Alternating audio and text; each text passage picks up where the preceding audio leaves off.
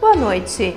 Sexta-feira, 9 de dezembro, e você vai ver que o prêmio Superação foi entregue pelo vereador Sidney Ávila. Ela é um exemplo de uma criança que nasceu com sérios problemas e diante de toda uma situação negativa, ela conseguiu superar. Frente Parlamentar em Defesa do Trânsito Seguro encerra atividades e o presidente do grupo falou sobre o relatório final. Eu me sinto orgulhoso e me sinto satisfeito pelo trabalho e pela parceria que foi feita com todas as entidades. E ainda, Saul Spinelli é o entrevistado de hoje da série com os 21 eleitos ao Parlamento Municipal.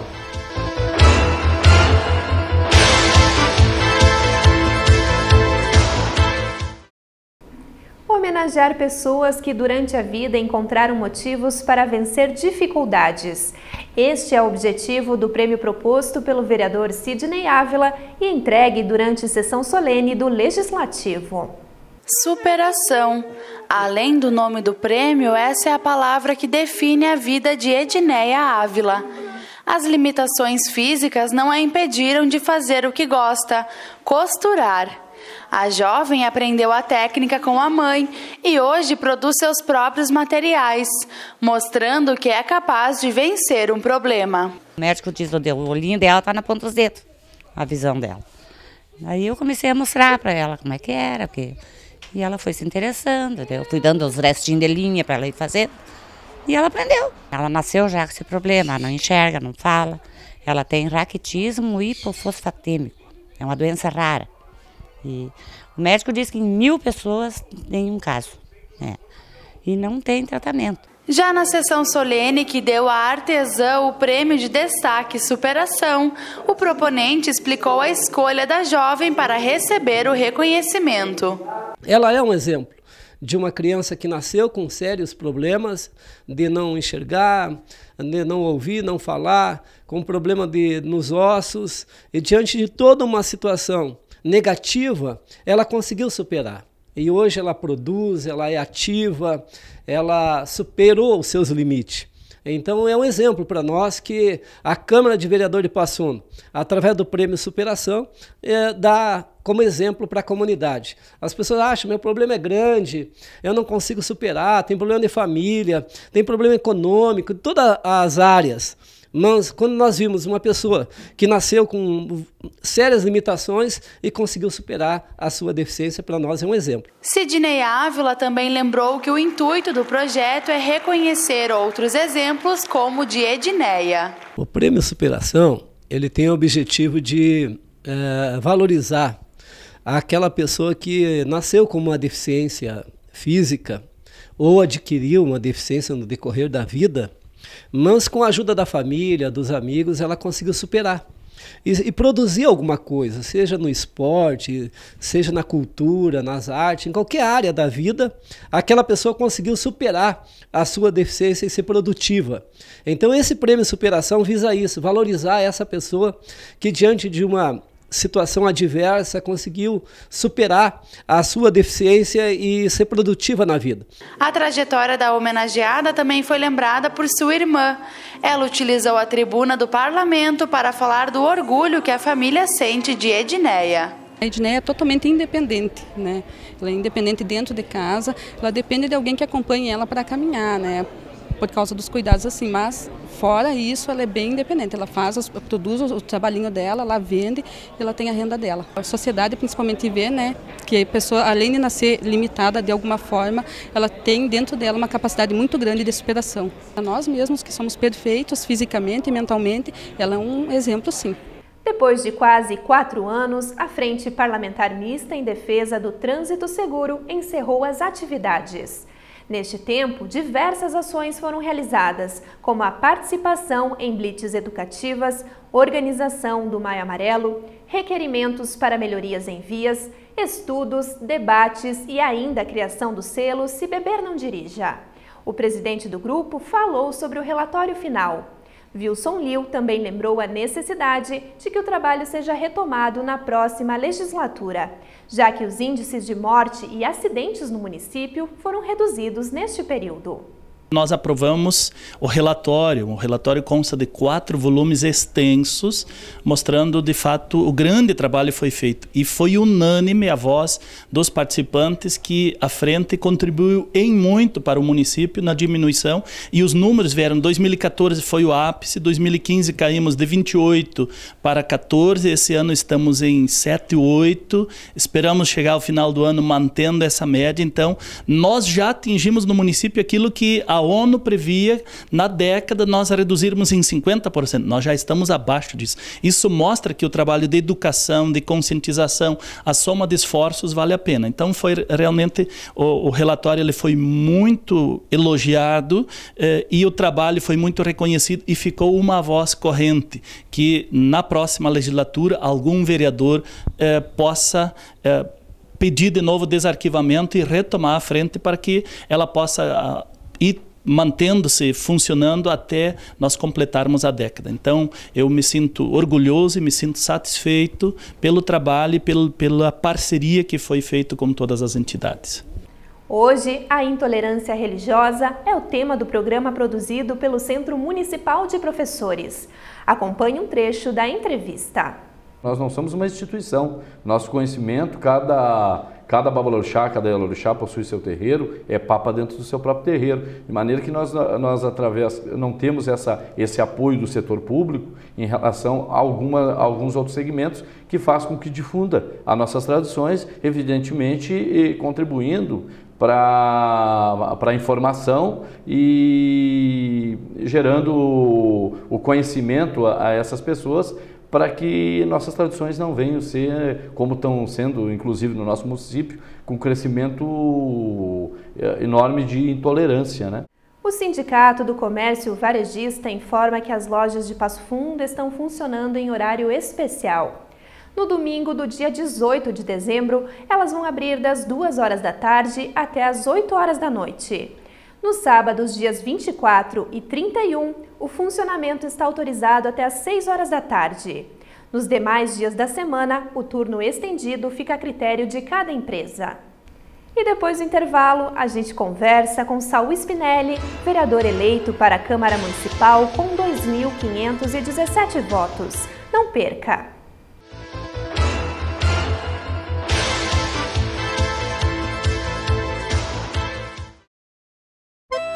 Che, eu sou o guri de Uruguaiana e tô aqui para dar um depoimento. Eu sou viciado. Viciado em erva mate e moída da grossa. Agora, o que não me apetece é ver essa gurizada viciada em drogas, che. E pior, usando na cancha de futebol. Che, tu não me vai atrás de conversa fiada. Bem como diria o Licurgo, droga em estádio não rola. Tá ligado? Mas que barbaridade.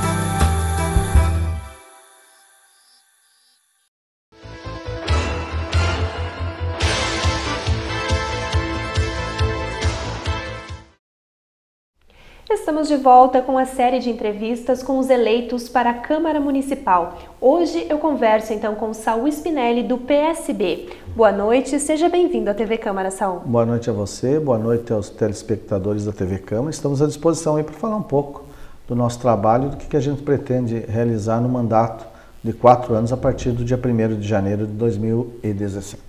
Saul, o senhor foi eleito então com 2.517 votos. Esta é a segunda vez que concorre a uma vaga para a Câmara Municipal. Inclusive, em 2016, teve a oportunidade de assumir como suplente. Fala um pouco então sobre essa experiência. Nós concorremos pelo PSB em 2012, fomos o 16º votado, fizemos 1.338 votos, faltaram 6 votos para ser vitorioso naquela época. Ficamos de primeiro suplente. E tivemos a oportunidade concedida pelo nosso companheiro Padre Wilson, vereador, e que vai ser o nosso secretário da Assistência Social a partir de 2017, que nos concedeu 30 dias aí para a gente assumir como suplente. Uma experiência positiva. Eu conheço grande parte dos vereadores, foram muito atenciosos com a gente. Nós pudemos ali pautar algumas questões da política da assistência social, entre elas a questão da atenção para o idoso, né? Uma discussão para a questão da criança, né, e do adolescente, e também uma discussão de espaços públicos nos bairros e nas vilas mais distantes do centro da cidade. Foram 30 dias importantíssimos aí para que a gente conhecesse o parlamento de perto, os vereadores, e tivesse a oportunidade de fazer o bom debate da política. Saul, falando então um pouco da sua vida pessoal. O senhor é jornalista, tem 47 anos, casado e pai de 2 filhas. Isto. Sou pai da Roberta, de 12 anos, e da Ana Vitória, de 6 anos, né? Sou casado com a Cleomara e tenho, né, nessa minha vida familiar uma grande alegria de ser de uma família de 11 filhos. Sou o 7º dessa família, filhos do Francisco Spinelli e da dona Catarina Spinelli.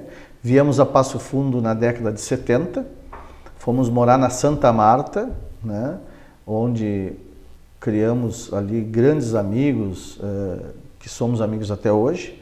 Frequentei na minha infância e parte da adolescência a Socreb, lá com a irmã Guiomar, onde a gente teve uma referência do que é realmente a importância que tem do atendimento da criança e do adolescente para o futuro dessas crianças. Eu fico muito feliz de chegar aos meus 47 anos, depois de 30 anos de vida comunitária, de trabalho no jornal, na rádio, ser eleito como 4º vereador mais votado da cidade, e principalmente um reconhecimento na região que eu trabalhei e ajudei a fundar. Sou um dos fundadores do bairro Integração, e lá fizemos quase 700 votos.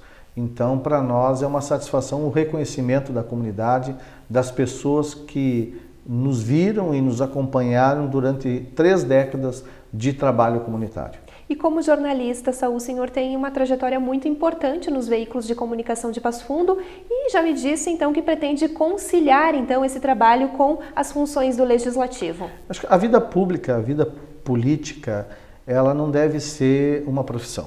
Eu entendo assim. Então, eu sou jornalista, eu sou radialista, pretendo continuar trabalhando nesta área.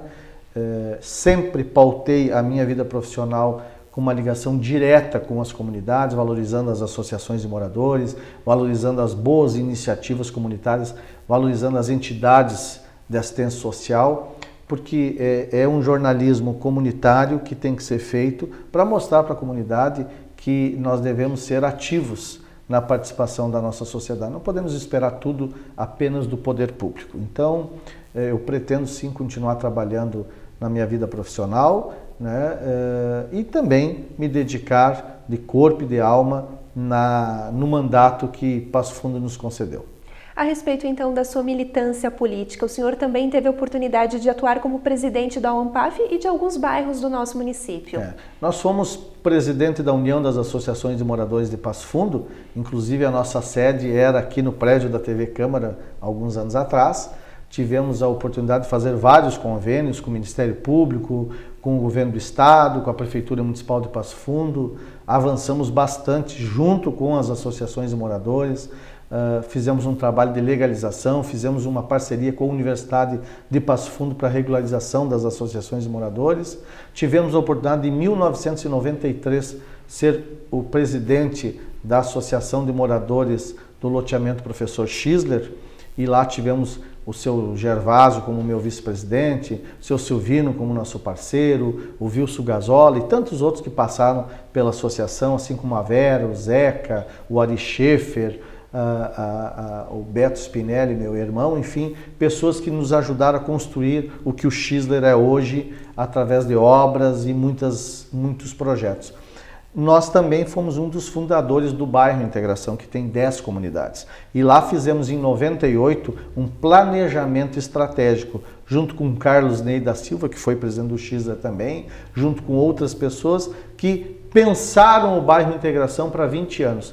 Passados 20 anos, nós vemos que valeu a pena aquele planejamento e criar o bairro Integração, que inclusive foi criado por lei nesta casa, né? E também tive a oportunidade de, nesta caminhada, ser o presidente do Conselho Deliberativo da ONPAF, onde nós fizemos as eleições com urnas eletrônicas, unificamos as associações de moradores nas suas eleições. Um trabalho, eu sempre trabalhei onde passei com grupo, sempre respeitando de forma muito democrática o bom debate, mas sempre respeitando que a gente não faz nada sozinho, somente fizemos quando a gente interage com as pessoas que estão ao nosso lado. E junto ao Poder Executivo, o senhor foi secretário de Cidadania e Assistência Social. Certamente um cargo de muita visibilidade, mas também de muito trabalho. Eu tive a oportunidade de assumir 2 cargos, convidado por 2 pessoas que eu admiro e respeito muito. Primeiramente, em 2011, por 12 meses, fiquei como presidente da CODEPAS, convidado pelo prefeito Ayrton Dipp. Lá, tivemos alguns avanços na instalação de parquímetros, na compra de 6 ônibus novos, na compra de caminhões para a coleta do lixo, já que nós pagávamos aluguel, no avanço de algumas políticas que ao longo do médio e longo prazo começaram a dar resultado, e principalmente o enfrentamento para que não fosse feito a bilhetagem sem licitação. Somos a favor da bilhetagem, do cartão eletrônico, mas tem que ter licitação, tanto para o transporte quanto para esse sistema de cartão. Assim como a padronização dos ônibus, batemos bastante nisso, viajamos para conhecer outras políticas que deram certo em outros municípios, a padronização do embarque, do desembarque, o ar-condicionado, a padronização dos ônibus, enfim, uma série de coisas importantes para o transporte coletivo. Foi um período muito importante e acredito que nós teremos grandes avanços no ano que vem. Outro grande amigo que admiro muito, o prefeito Luciano Azevedo, conheço há muito tempo, admiro e respeito profundamente o prefeito Luciano, nos convidou em novembro de 2013 para assumir a Sencas. Lá ficamos por 2 anos e meio e tive oportunidade de aprender muito com o Luciano, muito com a equipe da Sencas, com a equipe técnica, com as pessoas que lá trabalham. Recebi apoio muito grande da Câmara de Vereadores, da população de Passo Fundo e implementamos algumas políticas importantes, entre elas uma sede nova para as Sencas, um prédio com 4 andares, elevador, salas com climatização, principalmente com 50% das salas com ar-condicionado, as que não têm ar-condicionado estão com a espera pronta. Lá temos salas adequadas para as reuniões, enfim. Temos também uma parceria com o Conselho Tutelar. O Conselho Tutelar recebeu uma sede nova, com salas individualizadas, com auditório, com brinquedoteca, com um cartório para o despacho dos processos, com ampla sala, adequações de banheiros adaptados, assim nas Sencas, como também no Conselho Tutelar. Demos uma renovada junto com a equipe do CRAS, na questão do projeto do CRAS que está sendo construído em frente ao presídio, na Grande São Luís Gonzaga, uma verba de R$500 mil, que foi garantida por vários índices, entre eles lá do secretário Adriano José da Silva, passou pela Nelly Formigueri e chegou até a nossa gestão ali com o prefeito Luciano, e também junto com o Ministério Público, com a doutora Clarissa Simões Machado, junto com todo o corpo de técnicos da Sencas. O Família Acolhedora avançou bastante, foi criado ali, inclusive, uma lei do vereador Patrick, lá na gestão do Adriano. Depois a secretária Nelly, por orientação e apoio do prefeito Luciano, criou a equipe e a gente teve a satisfação de implementar junto com a equipe técnica, e hoje tem várias crianças acolhidas por essa modalidade, o apadrinhamento afetivo, essa questão do egrégora contou aí com apoio, mas é uma ideia do Ministério Público que é um grande aporte para as casas de acolhimento. Então teríamos muitas outras coisas para falar, mas acredito que a Sencas avançou bastante, mas principalmente pelo seu povo, pela sua gente, pela sua equipe técnica. Eu tive a satisfação de estar como secretário e de apoiar as boas iniciativas. Saul, então, para encerrar a nossa entrevista, quais são as suas expectativas, então, para 2017, a partir da posse, e também as bandeiras principais que devem ser levantadas pelo senhor aqui na Câmara? Olha, eu sempre digo que de mim as pessoas não terão grandes surpresas, né? Eu vou continuar fazendo o que eu sempre fiz, ouvindo a comunidade, estando junto com a comunidade. Trabalho há 9 anos com o Natal Ecológico, os empresários do Boqueirão Legal.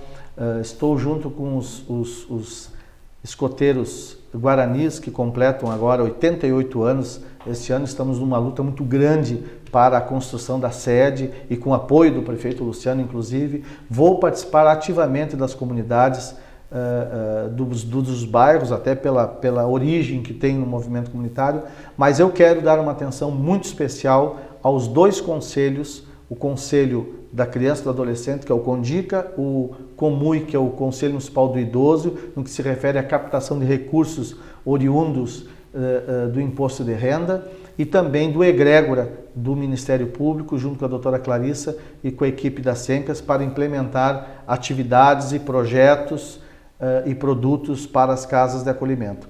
Quanto à questão do idoso, também acho importante o Centro-Dia, que é um projeto de lei que tramita na Câmara de minha autoria deste ano ainda, que implementa um espaço público ou privado onde as famílias possam deixar os seus idosos durante o dia e buscar no final da tarde, porque muitos idosos acabam ficando sozinhos em casa ou com crianças, provocando quedas, o que leva à morte, não tomando medicamento, que leva a um AVC. 40% dos AVCs são